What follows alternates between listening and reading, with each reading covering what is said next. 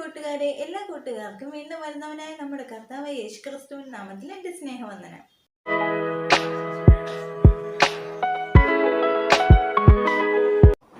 ഇന്ന് നമുക്ക് ബൈബിളിൽ പറഞ്ഞിരിക്കുന്ന 7 യുഗങ്ങൾ ഏതൊക്കെയെന്ന് നോക്കാം. 1. നിഷ്പാപ യുഗം. ഉൽപ്പത്തി പുസ്തകം 1-ാം അധ്യായം 26 മുതൽ 3-ാം അധ്യായം 6 വരെയുള്ള വാക്യങ്ങളിൽ നമുക്ക് നിഷ്പാപ യുഗത്തെക്കുറിച്ച് കാണുവാൻ സാധിക്കുന്നു.